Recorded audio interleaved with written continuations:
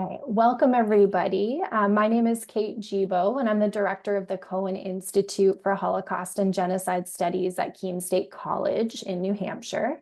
And I want to welcome all of you to today's event, which is a 30-minute moderated discussion with two featured guests. So last night on campus at Keene State, we hosted a screening of the film A Tree of Life, the Pittsburgh Synagogue Shooting, which drew a number of students, faculty, staff, and other folks from our community to watch the film together. October 27th marks the 6-year anniversary of the shooting, which claimed the lives of 11 people and left another 6 people wounded. And this was the deadliest attack on a Jewish community in American history. So the film, for those of you who were able to see it, you'll know this, but it explains what happened on the day of the shooting, and it also shows the multiple different perspectives on the aftermath of the shooting and how different individuals and communities responded to some of what emerged during that time. So I know that some of you who are in attendance with us today were at the film screening last night, and some of you were able to submit really wonderful questions for today's panel discussion. So we have with us Carol Black and Audrey Glickman, who are 2 survivors of the shooting, and we're going to be posing to them some of the questions that we collected from partners on and off campus over the past week or so.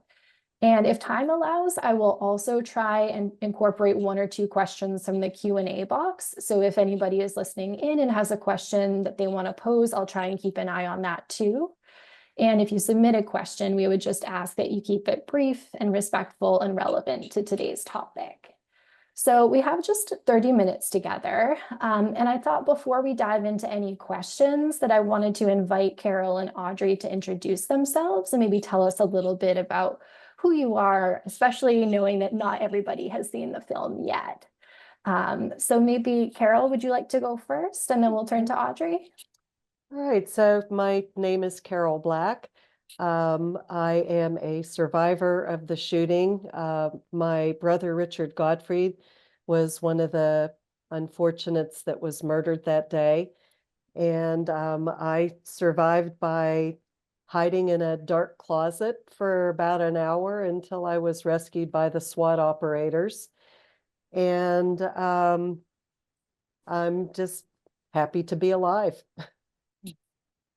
Thank you, Carol. And Audrey, would you like to introduce yourself however you'd like? I am Audrey Glickman. I was leading the service at Tree of Life congregation. There were 3 congregations in the building, and I escaped with my significant other. We escaped the room and hid until we thought it was safe to come out. Yeah, thank you for giving everybody that context about just these snapshots of part of your stories. So we received a number of wonderful questions from those who were able to see the film already, and we'll see how far we get with them. You know, we care more about the depth of the answers than the quantity of how many we get through. So, you know, we'll see how it goes. But the first question that came in from our audience last night was about the aftermath of the shooting. And part of the film that stood out to this person was the piece that addresses the acts of goodness that were evident in your community, you know, during that time in the aftermath. So this person was curious to know, you know, out of everything that you saw in your community, were there certain acts or other expressions of support that were the most meaningful for you personally? I think a lot of people struggle with this question in the aftermath of something like this, of they want to do something, right? Or they want to express support for a community and the people who are affected, but they never quite know what means the most to those folks. And it's going to be different for everybody. But so that is exactly what impresses me, is that people thought right away what they should do, and they did it. People, Wasi Muhammad stepped up and promised that the Muslim community would provide for our funerals and medical expenses. How he thought of that, I don't know. I would hope that I would have the ability to do that. The young students who thought to make a vigil happen that night and managed to do it. And it turned out one of them was a classmate of my son and the other was a cousin, but they didn't know that we were involved at all. And we found that out later. People who who knew to show up at the Jewish Community Center after the shooting when we all had been debriefed and went there to find out who had lived and who had not. And people who showed up who normally wouldn't have. The therapists had a phone tree and they all showed up the minute they got the call. The head of the Black Political Empowerment Project showed up, which was unusual. And he appears, if you have a really good eye, he appears in the film twice. Knowing that he was there was a wonderful thing to me, but who would know that ahead of time? So yeah, it was how they thought of exactly what to do that would be perfect.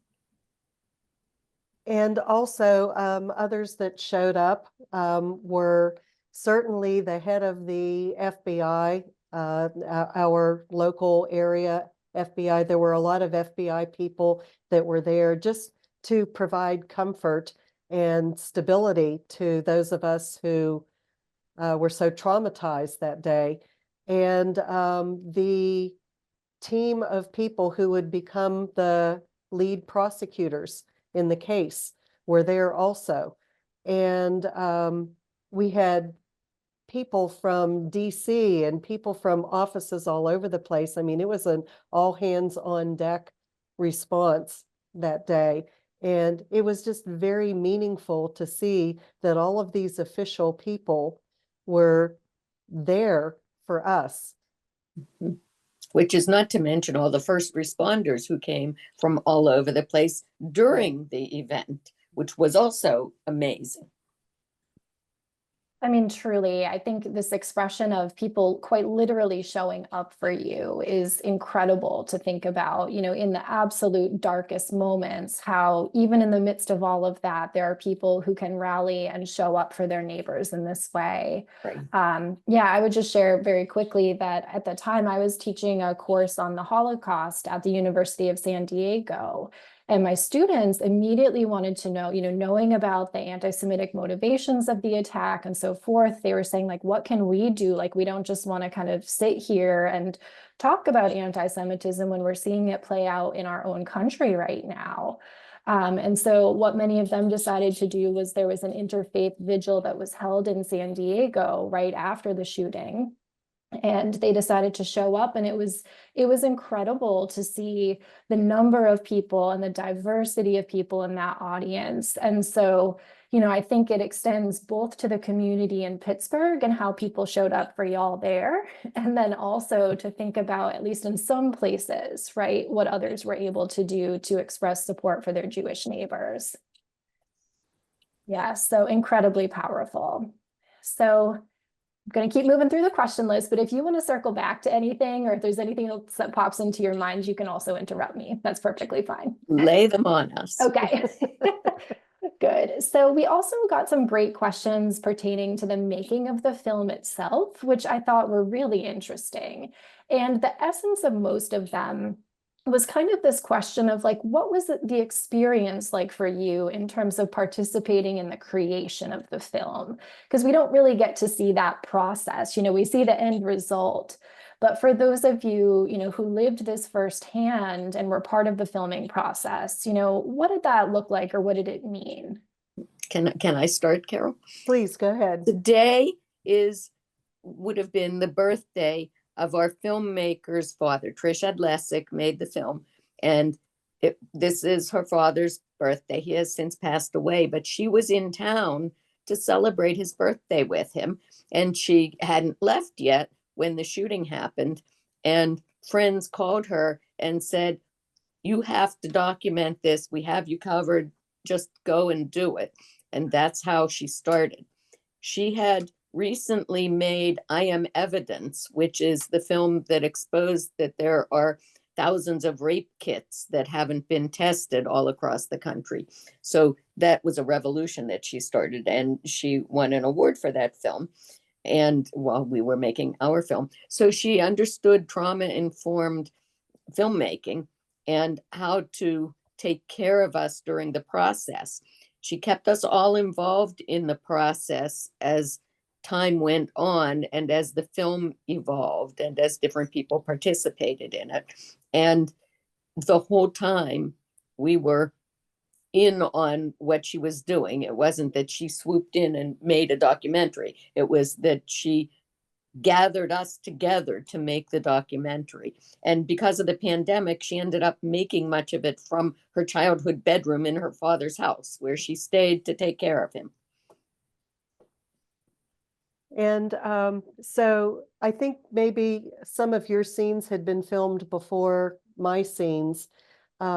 She came to my house with her crew and filmed some of the initial scenes of me in my dining room. And then as she was getting increased funding and she was able to expand the scope of the film, she kept coming back. And so there were scenes where she filmed me in my car several times. And she had me driving around Pittsburgh, going between Squirrel Hill and Oakland and around and about while she was asking me questions. And so it was really a very interesting process to be a part of a film. And it's also, I'm kind of used to it now, but to see myself on film in a movie is, it's really quite amazing. Yeah. Well, it's so interesting to hear these perspectives. I didn't know this kind of story about the filmmaker and how all of this started. So I'm so glad that you shared that piece. And this wasn't part of the list, but I feel like my audience would want me to ask this, just knowing about the conversation yesterday about the film itself. So I'm curious, with the trauma-informed approach that the filmmaker took, I mean, that sounds so important, right? Because you all have just been through this deeply traumatic event, right? The last thing that you need is somebody coming in and trying to kind of take your agency or take your voice away from you in some way, right? Others were doing that anyway. Right. Okay, so in maybe the popular media or in other places, you were seeing more of that? Yes. Yes. Yeah. And we were told that we were not supposed to talk about the crime, about the shooter or his disposition after trial or the trial itself. Wow. So we were constrained while others were speaking. Wow. Wow. I mean, to think about the layers of trauma involved in not only what happened, right, but the restrictions and the treatment after. I think that's such an important part of this. Did you find, because, one of my favorite parts about this film is how it showcases the different responses, even among the survivor group, to different issues and topics and so forth.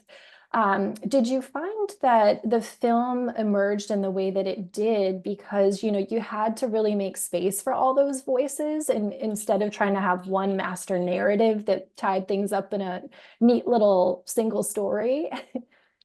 Well, Yes. I think excuse me, I just wanted to say, I think she was very particular about us using our own voices.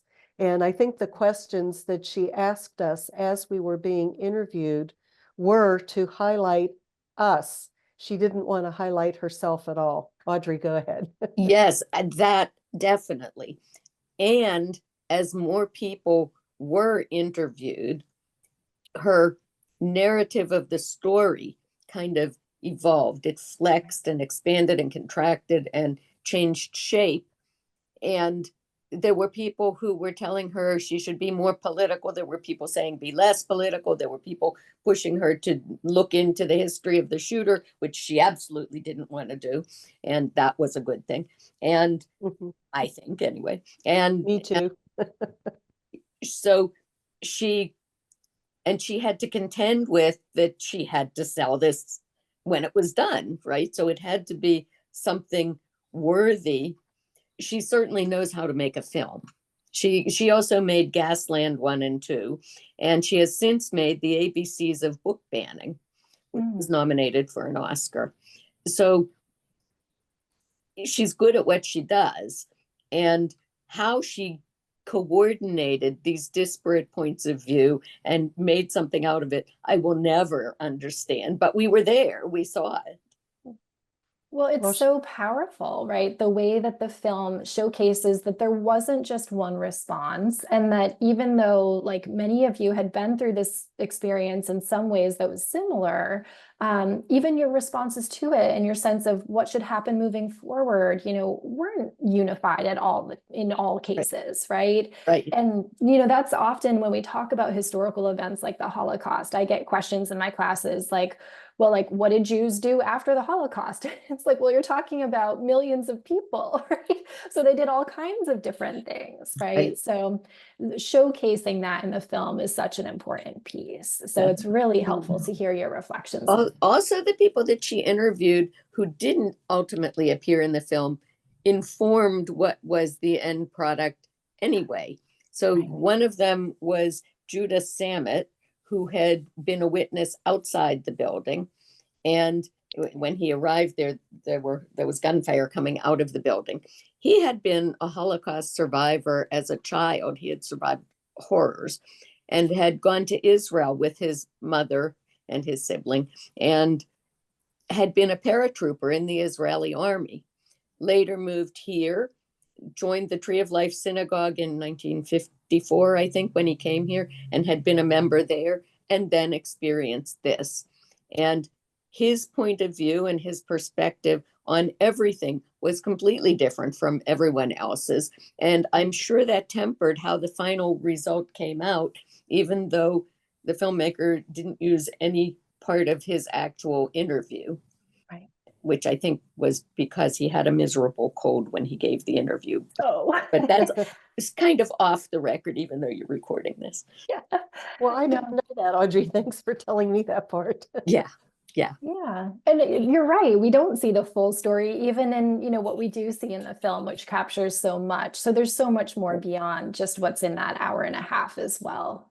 So thank you for that. We had another question that was about the film's educational work and specifically in the role that it's trying to play in promoting safety training. So one of the people in our audience was curious to know, can you tell us a little more about that? And did you yourselves have any safety training prior to the attack? You want me to go first? You can go first. I can tell you that I did not have any safety training prior to that. I only had the training 2 months ago for the very first time, but there were 3 people in the building that day who had had the training. And I think because of that, 11 people lived. And so to me, it's vitally important, if you haven't had the training, get the training, because it can make a difference whether you live or die, should you ever have the misfortune of being in a situation like that. Okay. You folks should have the training yourselves, and the Secure Absolutely. Community Network is eager to train everyone in North America. I had the training. I was employed at the time at a different synagogue. I was a rabbi's assistant, and there's a preschool in that building. So the training was slightly different because you have to take care of children as well as adults, which is 2 different methods. But we had the training at my work, and Tree of Life had the training at their building. So the basic of it, as you heard in the film, is run, hide, fight. Run if you can. If something's going on, run the other way. If you feel unsure about where you can run to, hide somewhere. If you can't hide, if you're confronted with the perpetrator, then you have to fight. And there's a whole set of fighting training that's available as well, but that's separate training.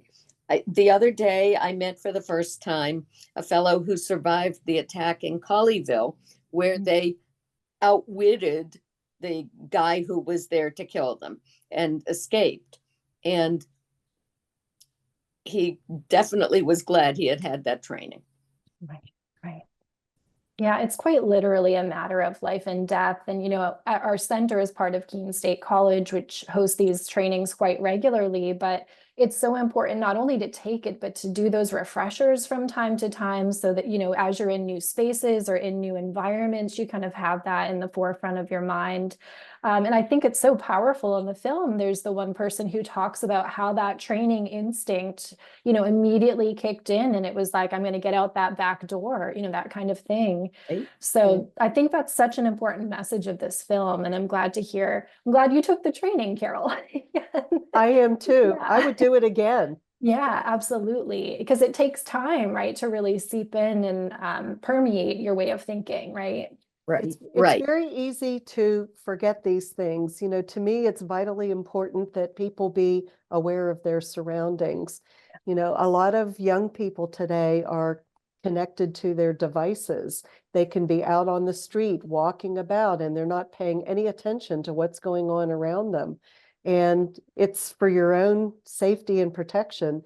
Know where your exits are when you go into a building. These kinds of things are very important. I would have never thought that I would have needed to know this until I did. Right. And it doesn't hurt. It sits there in your mind.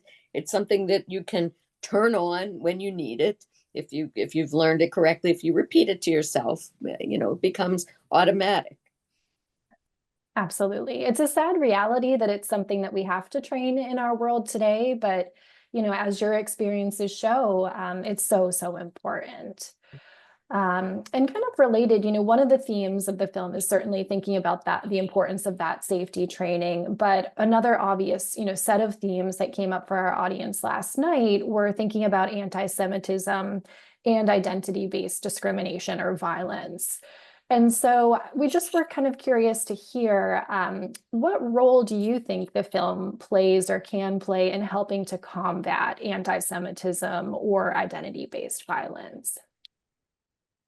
I think the film does an excellent job of portraying the horrors of unchecked anti-Semitism or racism in general. People aren't born hating. They learn it somewhere along the way, whether they learn it in their home or they learn it among their peer groups. And I think that a lot of times people hate what they don't know. And so a group of people can become hated just because you don't know anybody that's a part of that group. And one of the things that the education to me, is so important to do is among young people, because young people are the future of this country. And I think that it's very important that they know not to hate these groups, because we see what happens when it goes unchecked. And Yes. the shooter, in our case, will breathe his last breath hating Jews and immigrants, and he will never be convinced otherwise. And wishing he had killed more of us. Right. Yeah. So we just here in Pittsburgh had the Eradicate Hate Global Summit. And while there, we met with some high school kids and in kind of a breakout session. And high school kids nowadays are facing things that I would have not imagined, even though I have a kid who's 24, even when he was in high school, it was different from what it is now.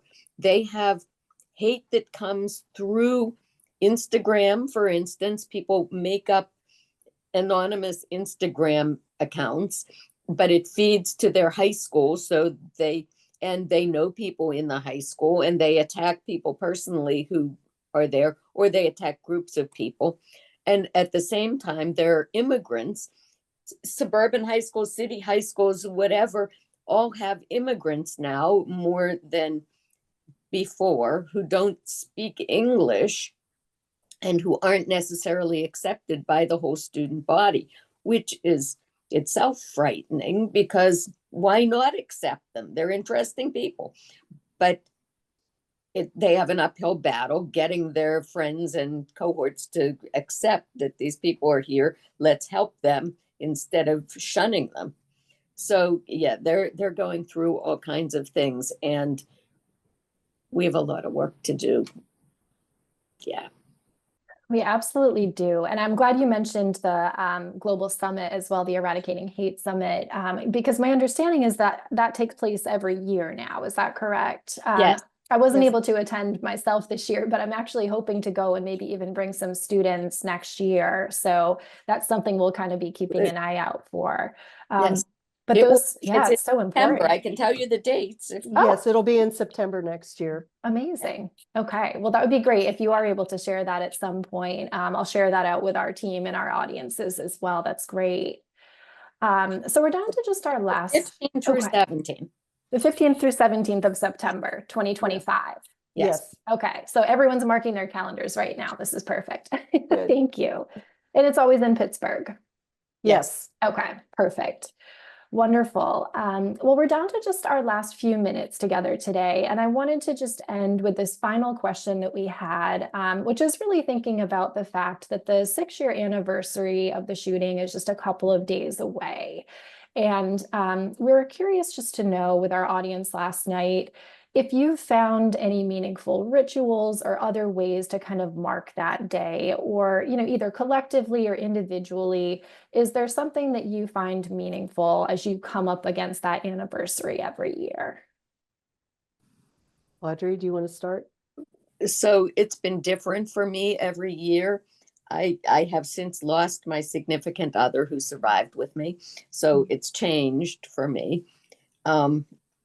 It's good to get together with everyone. We now have a very cohesive group, not only the people who survived and the people who family members, but we also have as part of our group the first responders who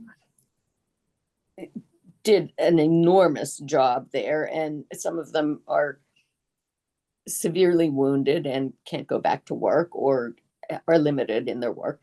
And we have a whole community that's grown up around it as well. So yes, it's good to get together with everyone, and we are making it smaller this year than it's been in the past, but still the community wants to be there and we want to be with them, and it's a good thing. And yes, it is still meaningful. It's kind of a nondescript kind of meaningfulness. And it's even a little different for me because my brother, who I was very close to when he was alive, is one of the 11 that gets memorialized. And it never leaves me. It's just in a sense, it's a painful reminder of the fact that I made it out of the building alive and he did not.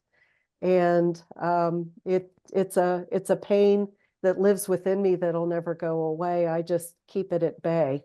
That's the best I can do. But one of the things that I do is, as part of the 1027 Healing Partnership, which is the resiliency center that formed as a result of the shooting, I serve on the steering committee, which helps to guide activities and things that the organization does. And I also serve on the commemoration working group that helps to set up the commemoration itself. And so that gives me some involvement there. And just being a part of things I like doing. Which is not to mention the Families Bridging Kindness, which you've been a big part of, that works all year round and does all kinds of wonderful things for very many people. One of the things we did last year was the first year, and we did it again this year, is we have a private dinner for people who are attending the conference that are survivors of other events in their communities. And it's just a safe space for everybody to get together and have a shared experience. There's no therapists, there's no moderators, and it's a wonderful thing. Unfortunately, I had to miss it this year because I had COVID. But We miss you. yes. But yes, they're victims of political violence, victims of mass shootings that may or may not have a hate base to them.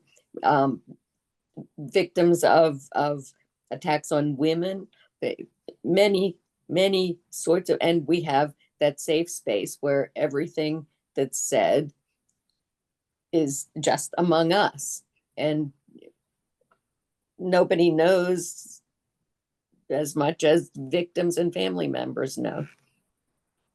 It's a Yeah, club. that network. Yeah. It's a go ahead. club that we belong to that you don't want to belong to this club. No, nobody asked for any of these things, but I can only imagine the power of that network and that ability to be with others in ways either spoken or unspoken, just to be in the same space and to share that kind of intimate knowledge of sorts. I can only imagine what that means to people. So I think I speak for everybody in our audience today and just saying that we will be thinking of both of you in a couple of days on the anniversary, and we'll be thinking of your loved ones and your whole community and really holding you close in our hearts. We are so grateful for your time and your sharing with us today. And I think what you are doing in offering these sessions with communities is you're keeping the meaning of the film and the work that was done alive and engaging for people, so that this message about what we can do to combat anti-Semitism and other forms of hatred, doesn't get lost. It's so important today. So we got a lot of notes of gratitude coming in from our audience, and just want to say thank you both so much for being here. Thank Thanks, you very all much. of you. Thank All you for right. listening to the film, and thank you for being part of this conversation. And go out and do the work in your communities to combat hatred. If you find it, if you see something, say something. Yes, absolutely. All right, well, we're going to conclude our program for today, but we wish you both all the very best, and we hope we'll find a way to stay in touch with both of you too. So thank you. You know where to find us. Okay. All right. Thank you everyone for joining us today, and we hope everyone stays well. Thank you, everyone.